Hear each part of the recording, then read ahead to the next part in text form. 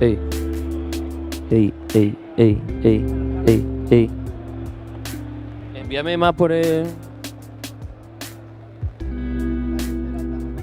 Ey, ey, ey, ey. Ey, ey.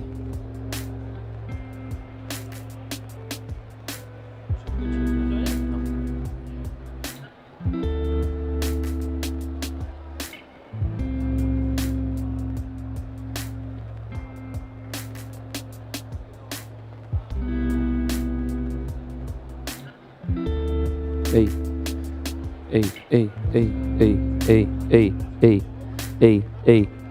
Súbele un poquito aquí. Un pelín. Un pelín. Ey, ey. Tú lo escuchas ahora por aquí, ¿verdad? Bien, ¿no? Un pelín.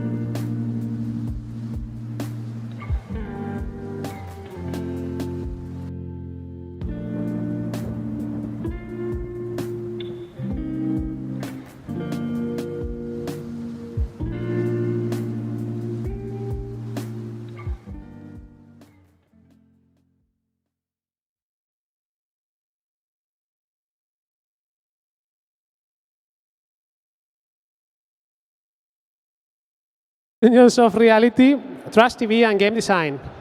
Y ahora os dejo con Leigh Alexander. Well, maybe we can... Thank you. I don't know if you want to wait a minute because probably people are just being or... Oh yeah, so I've been asked to wait a bit so that more people can join us, so I'll just talk. Yeah, hi, my name is Leigh Alexander. I'm a narrative designer. I'm a recovered game journalist from my lost years. I'm so happy to be here today. I love indie festivals, but I figured I would just kind of be candid with everybody and let you know, like, I'm kind of going through it at the moment. I'm suffering from like apocalyptic burnout from work. I'm getting divorced this month, so like I am not in a good place. But I figured I would just tell you that, right? Because game development sometimes costs us quite a lot emotionally, doesn't it? And that's why spaces like this one mean so much. Because it's a place to come together and sort of remind ourselves what it means to be part of a creative community and why we make games, because of the people and because of the art of it. And whether you work for a large company that's grinding the hell out of you, or whether you're like me and you're a contractor who took 90 million jobs so you can afford your divorce. This is why we do it, right? And there are so many wonderful organizers here at this event who have put it together solely on passion, and everyone here has taken such good care of me. I want to really express my appreciation for that. I'm glad you're here as well. Thank you for coming to hear me speak. It's my first time in Malaga, so yeah, that's my little preface. I think it's really special. Events like this, like we have also the chance to sometimes meet people that we've only ever interacted with in virtual space, right? Like we all have our colleagues that are mostly internet friends and internet colleagues, and the in-person process of jamming and collaboration and stuff, like it reminds us who we are, And so that's kind of what I want to talk about today. I'm going to start with like two things that everybody loves: reality TV and AI. Please don't leave. I was only joking that you love them, and I'm not going to talk about AI as much as about generative technology and like latent data space and generation more generally. I've been interested in like roguelikes and procedural generation and emergent narrative for my whole career, even when I've been in the games industry since 2008. Hopefully none of you remember my games journalism, but when I was a critic, I was really interested in unconventional approaches to narrative design. I was never particularly interested in performing as a traditional video game protagonist in a first-person environment, or being a disembodied pair of hands. Like, I'm interested in stuff we can do with text. I'm interested in stuff we can do with character and dialogue. And I think that generative technology has a lot of potential for that. Meanwhile, much of what we are hearing is called AI. It's like that's a marketing trick by Google. It's not, especially intelligent. And, when we say like, oh, we're going to throw out all the AI, it doesn't give a lot of credit to the procedural tools and the generative systems that we as game developers have been utilizing for years before the AI thing came along. So even though I'm talking about making your own data models and generating your narrative content, it's from the position of doing that with your own work. I'm not talking about, corporate AI models that have been trained on, unethically sourced data. That's another animal. So yeah, I want to generally talk about procedurality in storytelling. And who likes spreadsheets? Who makes games in spreadsheets? Yes, my people. I'm going to talk as well about how simple tools like spreadsheets offer us a really good opportunity to imagine our own narrative systems where we can hand author every component and engage with narrative design by carefully considering those components and the results that we want to explore. So long story short, this talk, I jammed a bunch of really crunchy nerd shit and a bunch of really dumb bimbo shit into the same talk, and that's my design milieu. So I'm also going to show you an example of a project that I'm working on that I hope that you will find fun. We're going to do a little walkthrough during this talk, so if you get bored, stay tuned until the fun part. So this is a little hobby project that I work on with a colleague, and it poses the question of, what if a reality show mansion was a roguelike? Do I have any reality show fans and reality show watchers?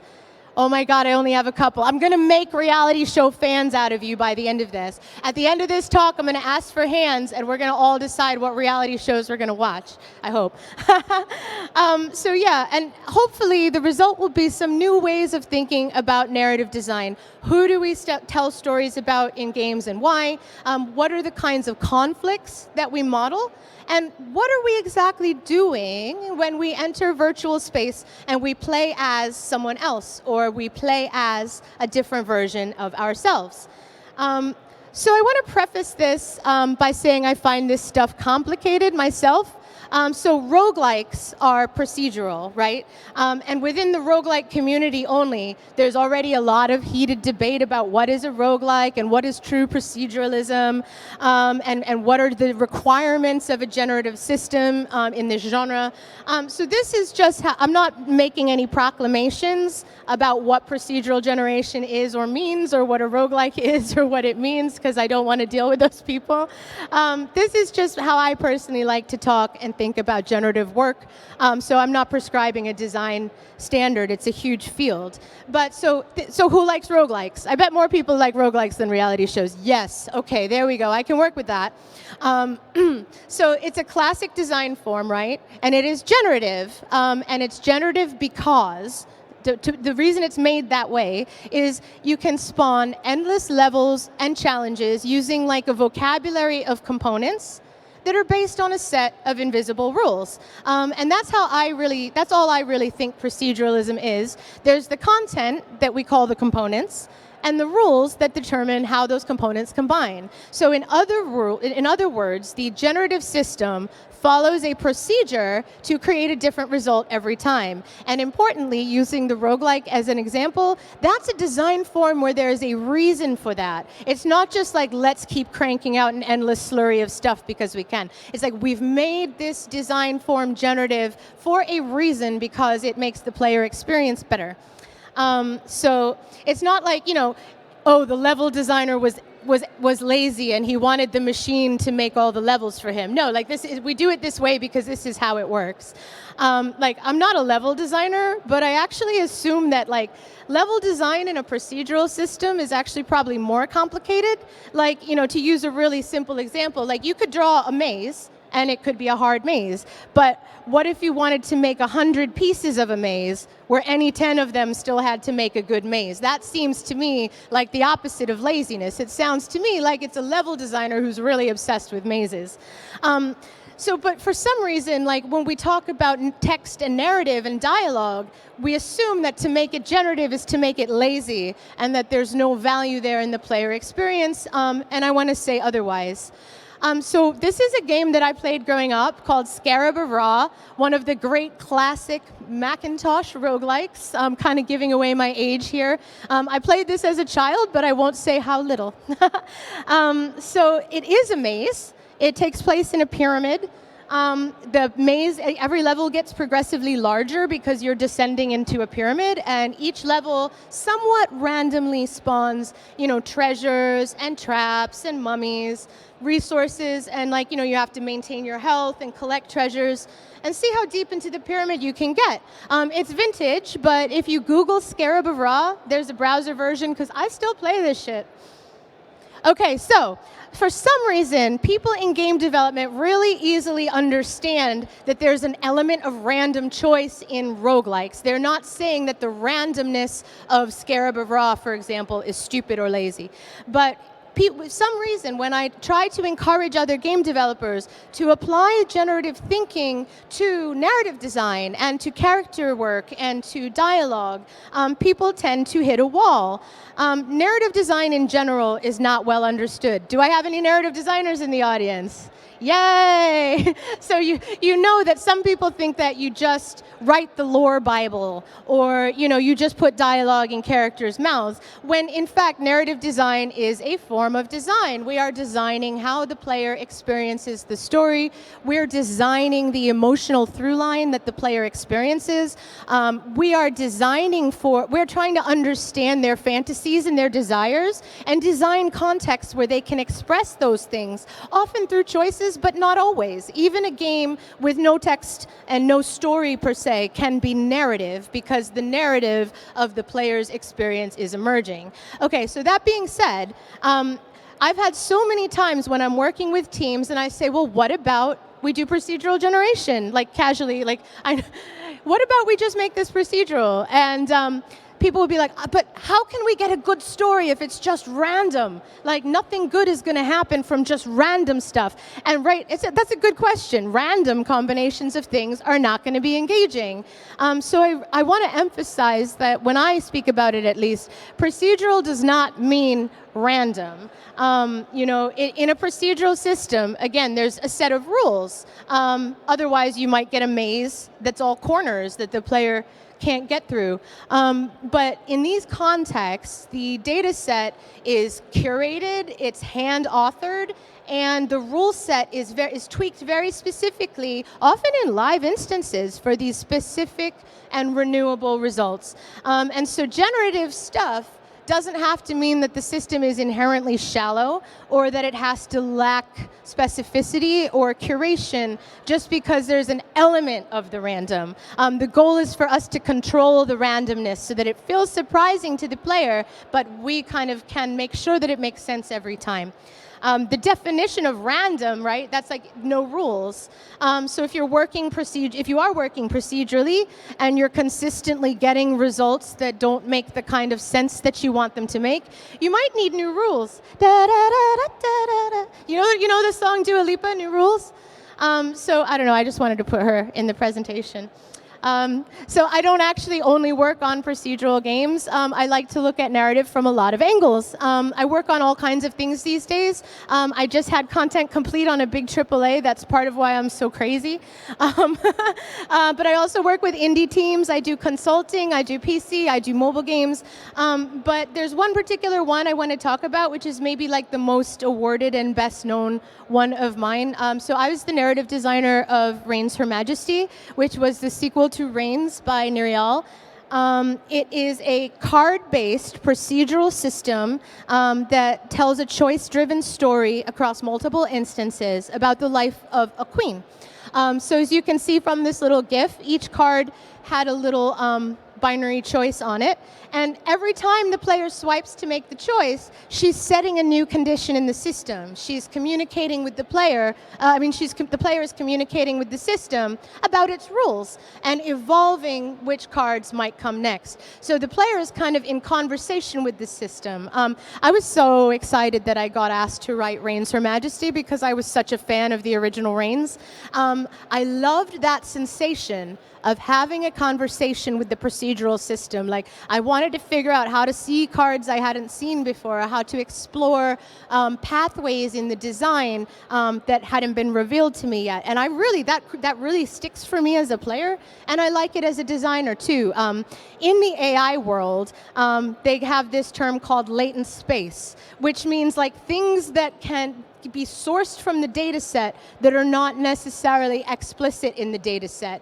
So like if you've ever, I don't know, for some reason generated a picture on Midjourney and the AI decides to put a detail in there that you didn't ask for that is nonetheless really good, that's emerging from the latent space. And I think that we can kind of create that emergence from latent space in a game design context as well, and I'm really passionate about that. So in Her Majesty, the player would kind of flow through the system in like this waterfall manner. I would say pachinko, but pachinko's kind of random. Their paths like diverge according to, so all the cards are weighted, they have values. So their path through the system is actually determined by a lot of complex values at any given time. And under the hood, basically, we're measuring various things about the player's choices.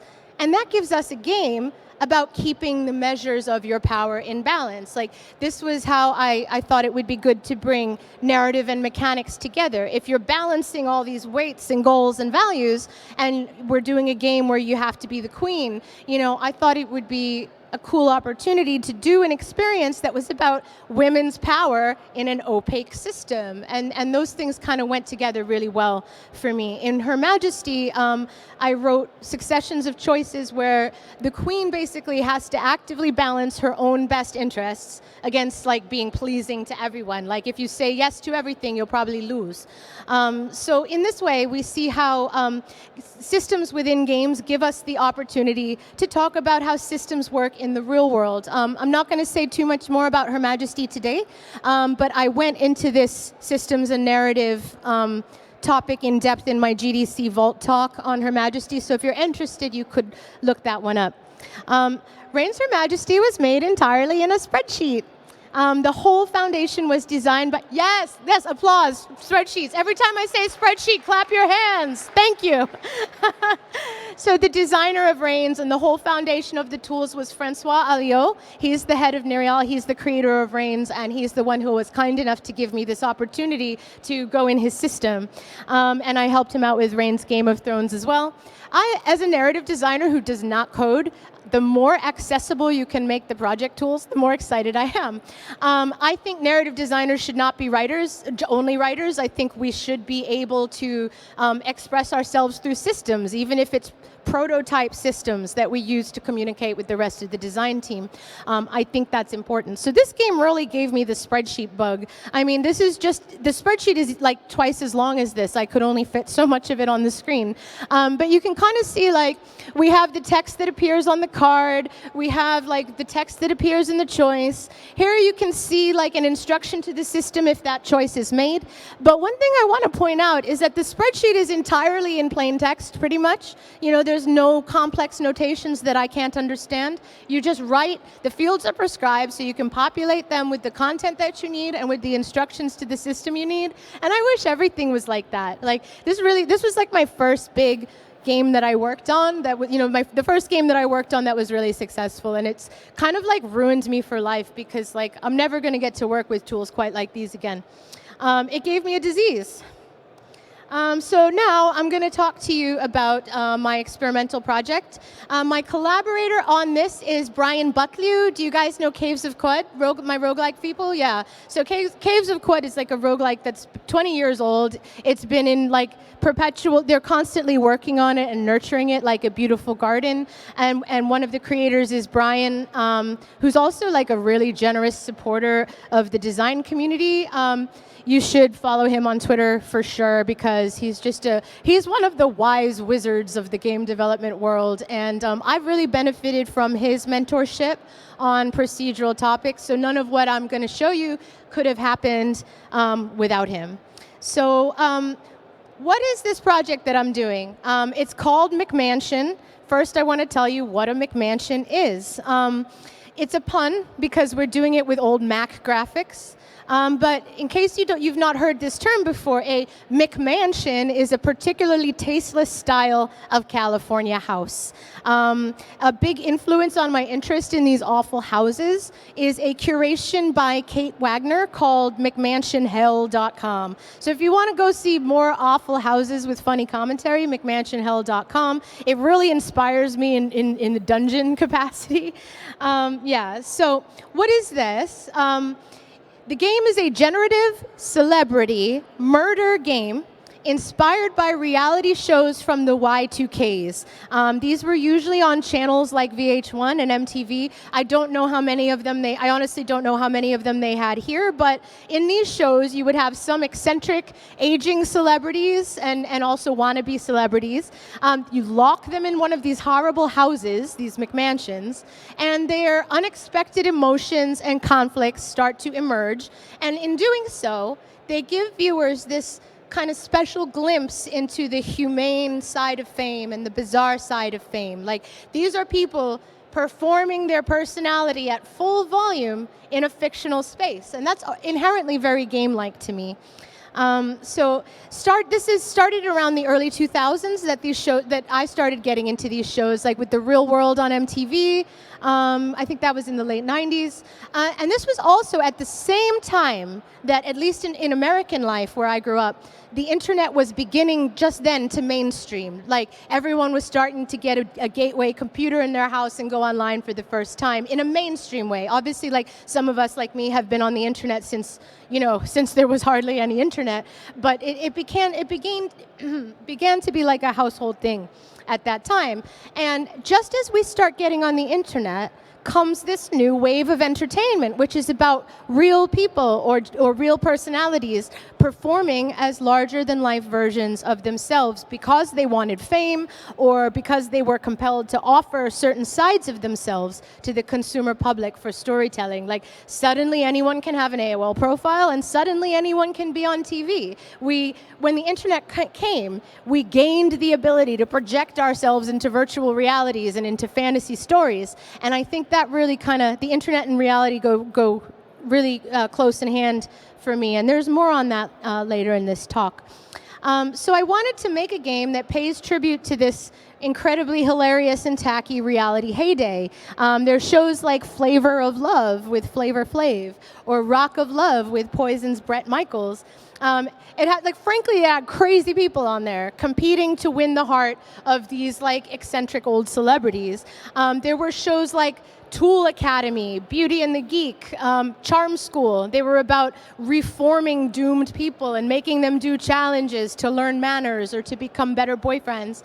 And it was often so the viewers at home could be shocked by their bad behavior. And the performers knew that too. They knew if they wanted to get on TV, they had to be, a reality star. So this was the concept of a new type of actor and performer who was themselves and yet not, and who's being real but in a super fake way. And in the internet and social media age, I'm more interested in that than I ever was. So yeah, basically, you've locked a lot of crazy people in a big, hideous dungeon of a house. You give them lots of alcohol, and then you make them challenge each other. It sounds hellish, right? It's the slurry of a roguelike to me. So let's just say, if this is a roguelike, what are the components that spawn in every instance? So they're pursuing a game-designed goal, right? Like winning money or being picked by the celebrity. But there's also emergent objectives that characters might independently determine for themselves, like someone falls in love with another contestant along the way, or develops a rivalry with another contestant along the way. Some of them are trying to come across as a really perfect person and get a career out of it, and other people have the goal to deliberately get famous by starting shit. So you have the rules that the game designers made, and then you have the emergent rules that the players themselves start deciding on doing. And yeah, importantly, they're confined to a single space with a set of rules, and the drama naturally emerges from there. And that is what I mean when I talk about emergent narrative, like rather than narrative that is linear or authored. There's moments of story that emerge from setting and rules and collisions of pathfinding, not fucking randomly, but somewhat unpredictably, instead of being scripted. So, of course, a lot of reality shows are scripted, or they have scripted components. So you know how a lot of times people try to pass something off as AI when there's actually a human curator doing all the writing, correct?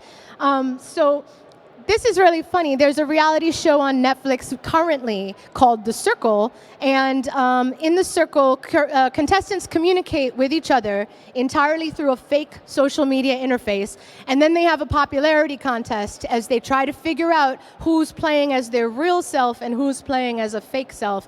I don't like this show, because like, who do I like the most and who's real versus fake? Those are two completely different questions from a game design standpoint. And the objective of the competition gets a little muddled for me. Like, reality shows are usually popularity contests. They're always about alliances. Dishonesty is expected. So like calling out fakes seems like a wasted game mechanic in The Circle. But I'm going on this little tangent here because The Circle just added this AI contestant. And of course, it is as far as I can tell, it's a human writing robot dialogue for the robot character.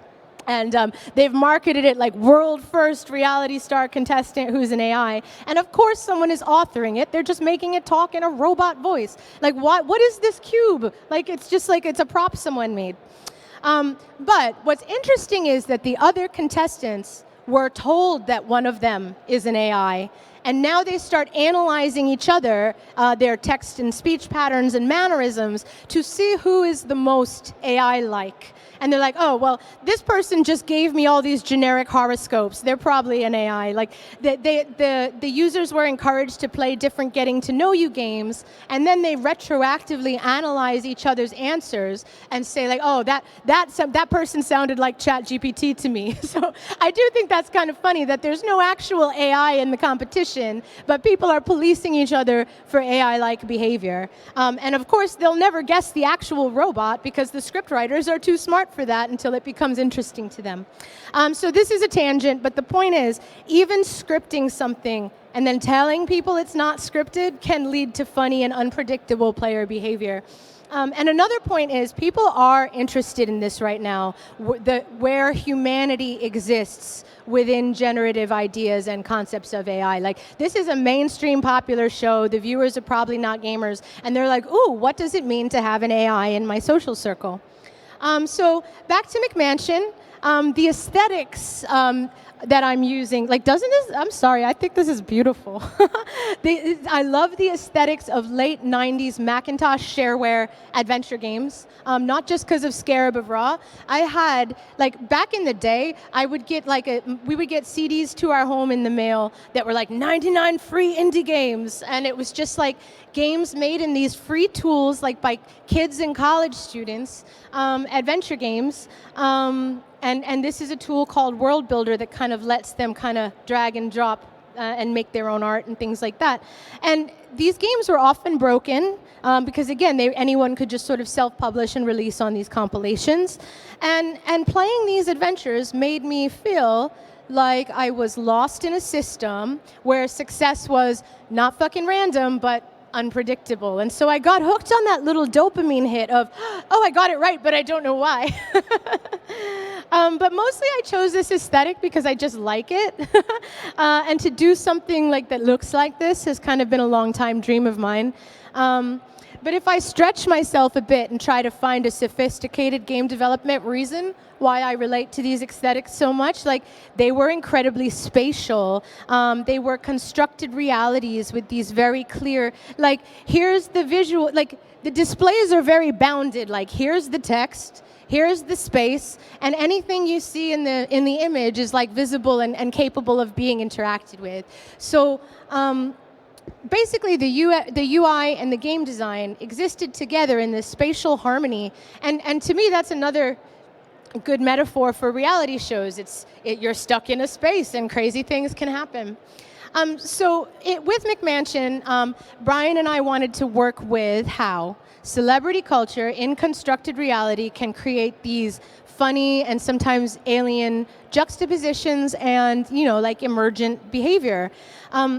I think it's a super interesting time to be thinking about the individual as a character. These days, we all have the chance to suddenly become a main character on Twitter that day, whether we've consented to that or not. We all, when we make an Instagram profile, we're creating a version of ourselves that is true and yet not. We are performing on social media as a version of ourselves that is curated. It's not just, my Instagram does not show like the times I have a meltdown in my Airbnb because my oven didn't work. You know what I mean?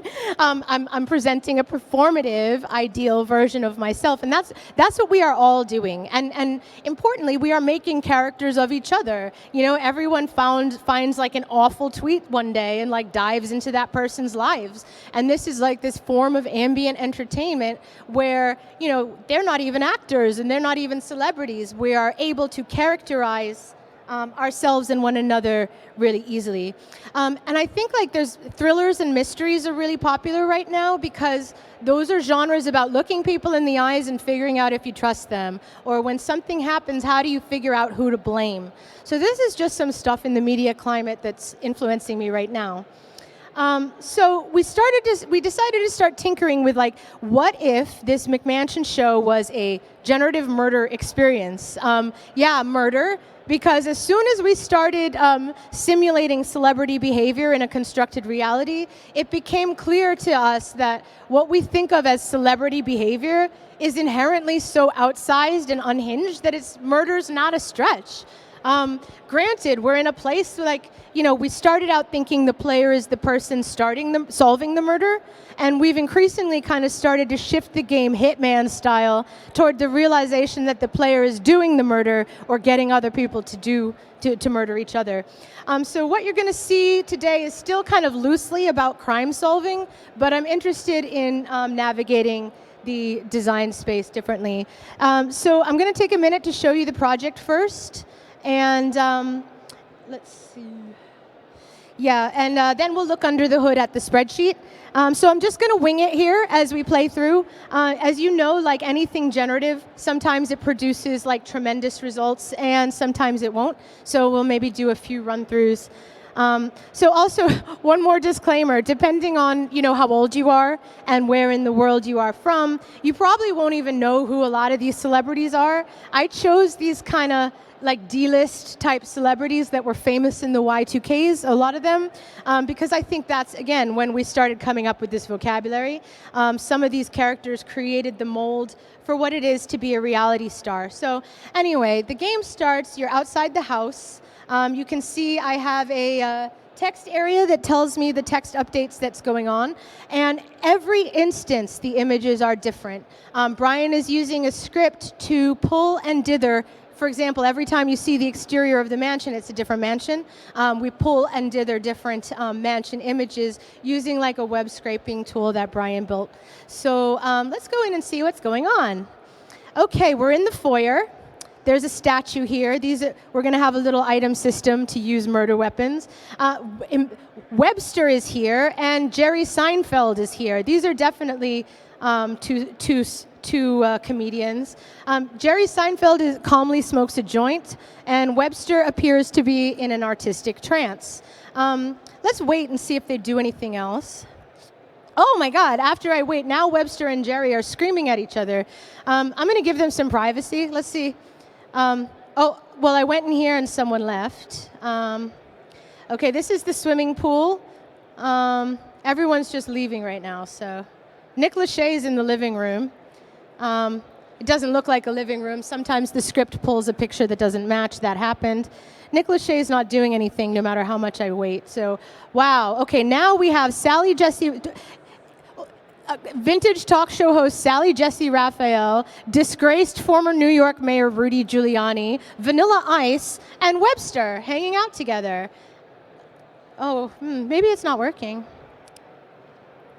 Yeah, because they're not behaving. Sorry, I need to reload this instance. Live demo, sorry. It's we're still working on it.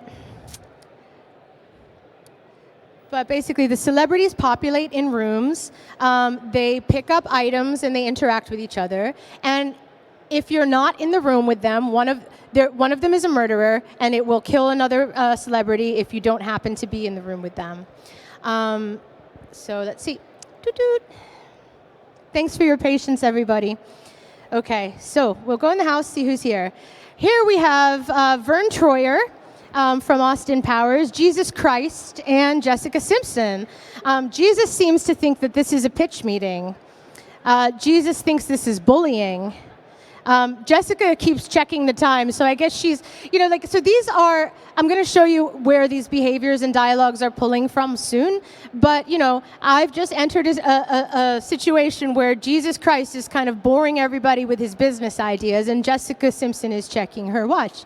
In the kitchen there's a cocaine jar. I mean, I guess it is a celebrity mansion. Back in the foyer, Jesus clearly wants to avoid Jessica. I'll just leave them alone. Here we're in the foyer. Jessica Simpson keeps coming in here. I don't know why they're not behaving. This is annoying.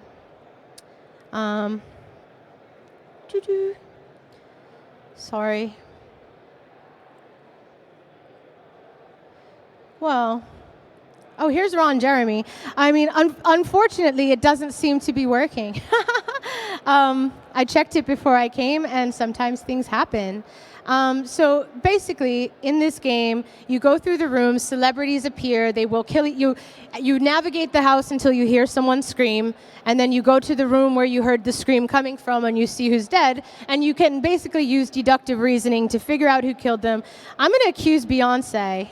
So you press it, I'm going to say, oh my God, Beyonce was the murderer. Wow, so thank you. See, I thought it seemed like it had to be her fault. I'm just going to try to load in instance one more time. I'm not sure if it's like my internet connection or my cache or what. I did test it just before I came here, so I'm stressing a little at the minute. That was a lot of build-up as well. I told you to not leave until the fun part, and now the fun part is broken. Hopefully you forgive me because I'm going through a lot right now. Okay. Let's go in. Okay, MC Hammer is sweating profusely on Flavor Flav. And MC Hammer is in a pissy mood, as I myself would be if someone was sweating on me. Flav went to the living room, and Hammer seems to be looking for trouble. Okay, here we go. Yeah, so I've entered the living room with Fox Mulder, UK reality star Gemma Collins, and Flavor Flav. Mulder's just staring creepily at nothing. Oh, good, they're behaving. So now we have Lindsay Lohan coming in from the swimming pool. Mulder's dropping hints that Gemma's not picking up. Flav makes a threatening gesture at me, and Lindsay's looking for trouble now, too. So I'm going to go to the pool, and P. Diddy is here. I'm going to accuse him. I don't know. I think it is broken. No, he's not the murderer. So, and now I'm stuck. Okay, I'm going to give up trying to make this work, but you get the idea, basically. It's not a commercial game. We have no plans to fund or release it currently. It's an experimental project because me and Brian are nerds, and I wanted a reality house where you have to figure out what celebrities are murdering each other while they do crazy things. So I'm going to show you the spreadsheet in a second, but going back to this, I want to get into why I chose reality. And this particular era. We all have our little things, and one of my little things as a narrative-focused game designer is constructed reality, which means a contained simulationist space with a system of rules. And sometimes they even explicitly have games. Like in Survivor, they actually play games. In Love Island, they actually play games. So there's sometimes pretty easy to merge social conflict with game design. Yeah, so I think this idea of living in our own constructed reality is more relevant than ever thanks to pandemic and like algorithm-driven reality. I've said we're all living as projections in a digital simulation. We're isolated from genuine one-to-one connection, and most of us see reality through a little window every day. And we have supplied almost all the value to social media platforms with our content, which is now being churned and regurgitated without our permission. So yeah, everything is systems and mechanics driven now, content systems and mechanics, whether we have actually consented to that or not. Yeah, and like I said, things like Squid Game, you have personalities competing in a constructed reality, in a way that is expressive of the social reality. And these are stories about how well you can trust how someone presents themselves, and who you think is responsible for a crime and why. And I think that kind of credibility checking is very valuable to practice right now in a world where everything is bullshit and we're all being fake online. And one thing that I think goes with this is modeling conflict within simulated environments. Like people go on Twitter to argue now. People go on reality shows to argue. And I think we're interested in how games and systems design can enable us to explore and model conflict through play. So if you know Roguelike Celebration, Florence Smith Nichols gave a 10-minute lightning talk on how Love Island is a roguelike, and I completely agree. You have contestants like in Knives Out trapped in a paradise limbo situation. On Love Island, they're not allowed to have books. They're not even allowed to have pen and paper, because they're supposed to talk to each other all day. Their job is to sit in swimsuits for 10 hours a day, having chat.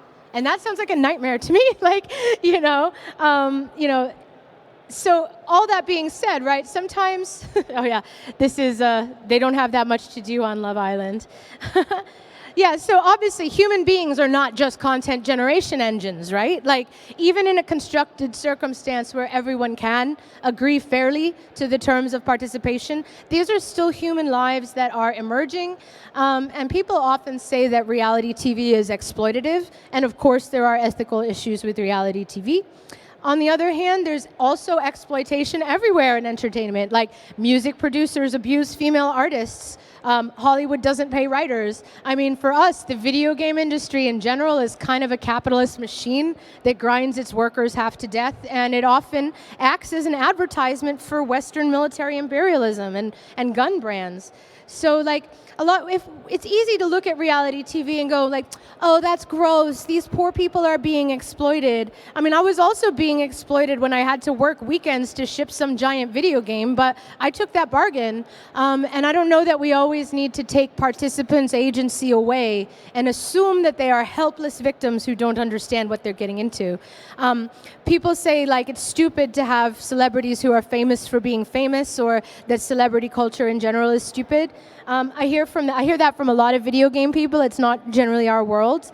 But yet we're not embarrassed to spend our weekends trying to fuck computer elves or reading adult superhero comics. So most people still think that video games are for violent children. So I don't know if it's ever a good idea for us as game developers to not be interested in pop culture. I feel it takes a lot of courage and generosity, to reveal some of your worst aspects of yourself in public, and to make a character of yourself and be that for other people in this way. And it gets interesting to me when I think of celebrity culture as a form of video game protagonism in constructed reality. Again, we all do the work of character creation when we post on Instagram, or when we edit our best opinions for Twitter, or when we put a cute little filter on our picture. We're performing as a version of ourselves on the internet so we can gain social credit. Reality stars are just willing to do this in a bigger way, to have a more memorable experience of self-craft. So when people act like reality shows are somehow uniquely worse than other things, or uniquely stupider than other things, it feels like a needless degradation of formats that mostly appeal to women and girls. So that being said, I will show you the stuff that everybody really wants to see, which is this spreadsheet that we used to make the game. So the game, I'll tell you a little bit about what Brian did to rig it up for us. It is a simple JavaScript engine. It's a practical experiment in Svelte. There's an API in the design sheet that enables it to query in real time. And this is used both for content, like the pictures that you saw, as well as styling and presentation, like the procedural input and the boot screen sequence. Brian sent me something about it when I asked him, like, how do I explain this to people? And he said, yeah, he gave me this. I don't know if this means anything to some of you. So back to the spreadsheet. So all of the images of the mansion's rooms, like every room that you saw, every exterior, is generated somewhat. Oops, sorry. I need to actually put the spreadsheet on, don't I? Yeah, so it's generated somewhat randomly each instance from this procedurally built query that runs against the Bing search API. So the raw images then get post-processed on the client side to give it that MAC dithering. Monochrome Floyd Steinberg dithering is the name for it, so that we have this nice aesthetic harmony every time. So no matter where it's pulling the images from, they're all processed in the same way. An important note is that if we were to like release this at scale and I was to give this to everyone at the conference to play, the API costs for these queries start becoming high. So we're also just pulling images off a search engine without provenance or permission. So if we actually wanted to do this in a way that was publishable or that we wanted to release at scale, we would have to make some changes to that or to customize. So now we're still experimenting a lot with it, so not every tab is going to be relevant. But if we look at the room tab, you can see here's a list of every room in the house and the queries that are used to pull those rooms. It also says its directional orientation, so you know what room lies to the north, south, east, west, objects that may or may not appear in that room, and the objects change after a murder occurs. If a celebrity has done a murder in a room with an item, then the item becomes like bloody or smashed, or you find some evidence. So we can actually have we've prescribed in this tab objects in rooms and how those things relate to each other and how they change. Again, you can see it's completely plain text. These are what it Googles. So when it looks for a kitchen, it Googles 1970s kitchen, cocaine decor kitchen, expansive kitchen, and trendy kitchen. If I wanted to suddenly turn this game into a Victorian mansion, I just changed these search strings, and now it's a Victorian mansion. I could say, like, haunting Gothic bedroom, haunting Gothic ballroom, and it would look completely different. Again, entirely in plain text, which I think is really cool. So the exciting part, I think, or one of them to me, is the Celebs tab. So if you work in spreadsheets and if you work in procedural content, you can't just make stuff up willy-nilly. You have to kind of have a matrix for that content so that you can mentally organize it. And my one weird trick for labor saving when you have to create a large volume of categories is to create categories for yourself, even if you're kind of arbitrary. So you can see that I have used I don't know why. There we go.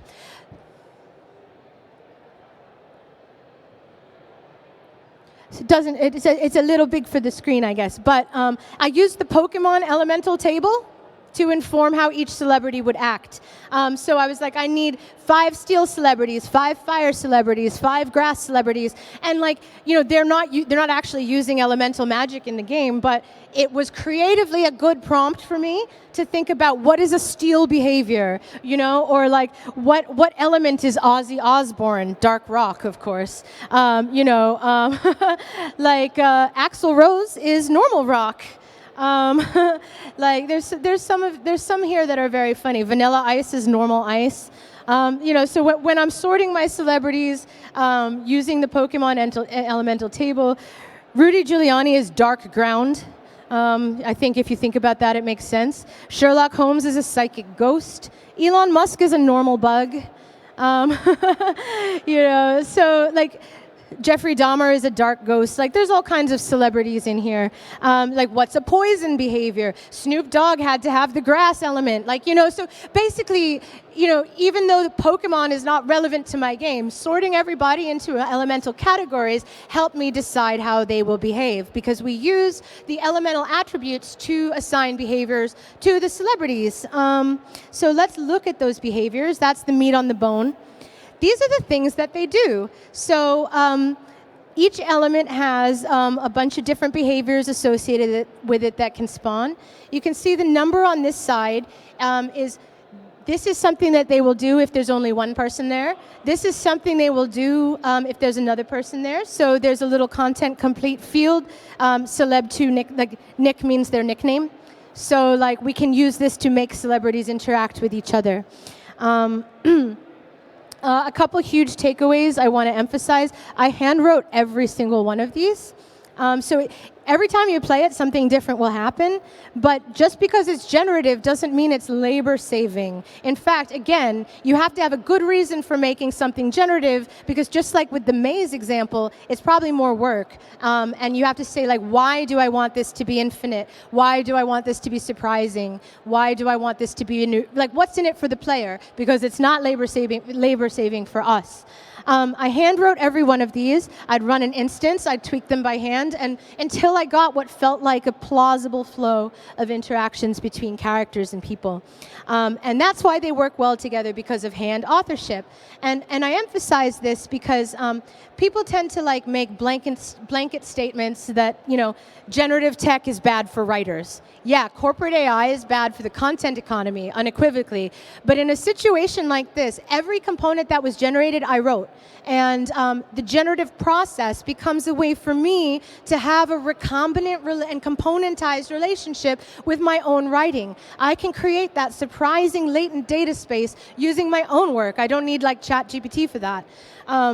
So yeah, I think like everybody knows it's not labor saving and it's more difficult to do. And that's how it works. And yeah, so you could see some of the things they could do to each other. They start to drive each other crazy. They start moving things around the room. So just the context of confinement, celebrity, murder, and reflexive behaviors created this crude but actually really delightful emergent storytelling. Like, even though it was broken, I heard some of you laughing. Like, I wish you could see it when it's really working, because you could, like, I get chased by Oprah. I've seen talk show hosts kill each other with pool noodles. Like, it's cool. Again, I really want to emphasize how important it is that the spreadsheet tools are in plain language, and anything I do in the tools is updated in the instance immediately. If I change something in this spreadsheet right now and reload the instance, like, here, let's just try it. I might regret this, but let's see. Let's go to the rooms. Let's make the main entrance. What should it be? Ugly. I'm going to put this down.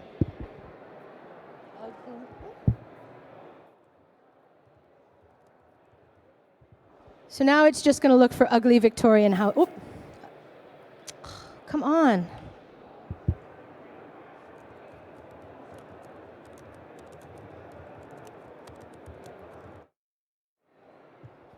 Cool. And now, supposedly, if I load the instance again, it's going to be a different house up front right now, even though it's broken. And it took me longer to put my microphone down and type than it did for it to update itself. So it's going a little slow at the minute, but that should work. We'll see if that happens. But it's such a low latency process for me as a writer. And I would go so far to say is that if you build tools, and if you have narrative design in your game, if you want them to do anything good from a content perspective, you need to prioritize minimizing latency for writers, make everything legible in plain text. Accessible and editable tools are really important. Yeah, see, now we got a Victorian house. It's not a McMansion anymore. Something actually worked. But like, I could go change all of this right now. I could put all of you into the spreadsheet. Now you're murdering each other. So I think there's just no reason we got to stay pushing builds. in order to see if content is working.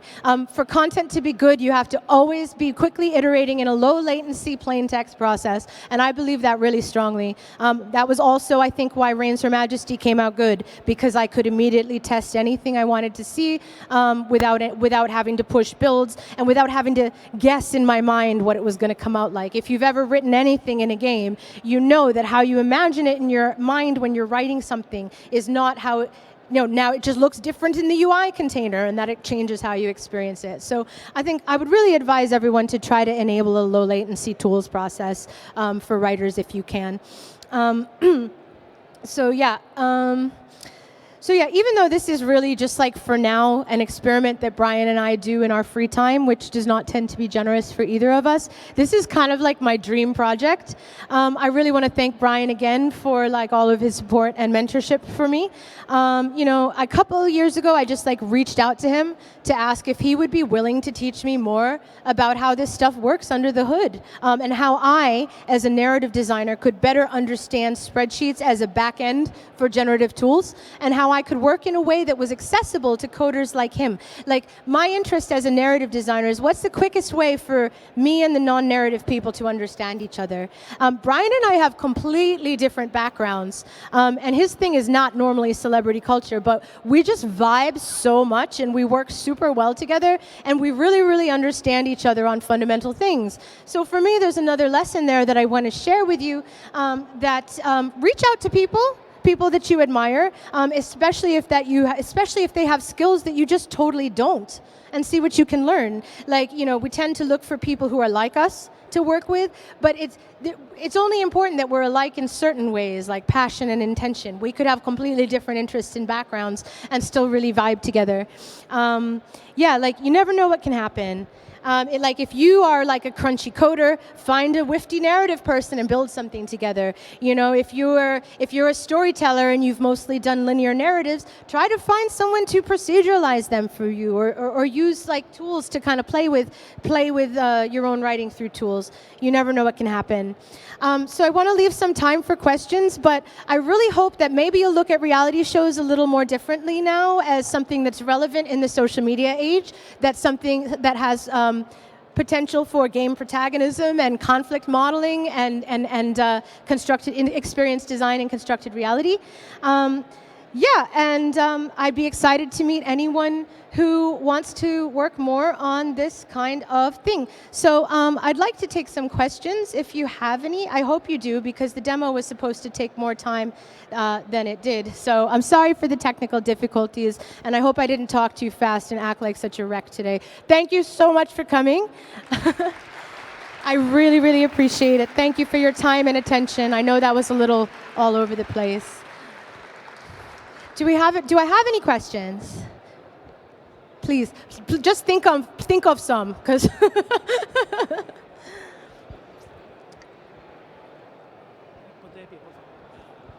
I wanted to ask first, thank you for the talk. Thank you for coming. I can't hear you so well. Could you speak up? Okay. Now can you hear me? Yeah, I'll get next to the speaker. Okay. I wanted to ask you about this low latency thing. I think it's not just for like the narrative content, everything. I think maybe even for design, for even coders, maybe how can that be applied to that part of the development? And I would like to know your view on that. Cool. Well, I hope I have the technical vocabulary to answer your question. So for example, with Reigns, it was made in Unity, and we had a local instance, and the spreadsheet Unity just pulled things from the spreadsheet so that I could edit the spreadsheet, run an instance, done. In this case, as I said, we're using sort of problematic scraping scripts that you couldn't probably use in a commercial product, but there's got to, smart technical people can probably find their way of, doing a web-based scripting tool that is somehow capable of reading the project and spitting it back out in a closed environment. I think it's great if your build lives online, or lives if you have some kind of JavaScript version of it, so that even just making like a separate instance so that narrative designers can see context that is later incorporated into the proper build. I do think it's so important for particularly for, I mean, for anything to work well, you want to be able to see it on the client side like really, really fast. So if you're a technical person, I think that's a cool design priority to have, because especially again in narrative genres, it makes it so much easier to check and control. But do I have specific advice on how to build it? No, Unity and scripting. Thank you. Any more questions? I have someone here. Y probablemente última, porque... Oh, this has to be the last question. Cool. Okay, cool. We have to set up for the next person. If anybody has other questions or you want to talk to me about anything, that's my email address. I would love to hear from you. Please give me a minute if it takes me a little bit to respond. But yeah, anything that we didn't talk about today that you want to know more about, I would welcome you to contact me. Right. Thank you so much for the talk. Now, I think my question goes the other way, like more on the creative side, right? Because now you know how it's going now with. I found it very interesting how creative tools and generative tools interact in your way of thinking. With how the discourse is going, just generally with these things, like, do you think that it is an important thing to stress that the fact that this works is because you as the creative have full control over the tool? Yes, yes. I think, we're having a big problem right now with like crazed CEOs who think that ChatGPT can make the game. And I think we can push back against that by saying we should not throw out generative design. We should not throw out intelligent systems, but we should take ownership over them and authorship over them. The content that we are generating and the data sets that we are collecting should be ours, and they should be authored, and we can use them that way. And I think I would go so far to say is that my interest in tools is why I stay working as a narrative designer. If I was only soft and if I was only creative, then it would be hard for me to do a lot of the projects that I do. It became a priority for me to say, how can I close the gap between me and, I'm a narrative systems designer too, but I can't build anything. So I'm like, how can I close the gap between me and the systems designer? And one way is simple tools. They've made a spreadsheet that someone, with the low technical level that I have can utilize, and we make instances that can be used to communicate with the larger design team. So I would encourage everybody to look into, there's something called Tracery.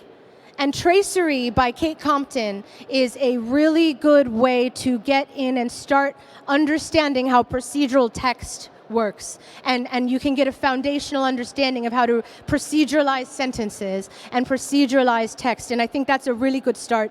And then start making your own spreadsheets of put anything in it you want, like even hideous celebrity mansions. I think that's really fun to kind of try to find ways to democratize generative technology. I think I'm out of time. Thank you so much. I hope that was interesting. I really appreciate you coming.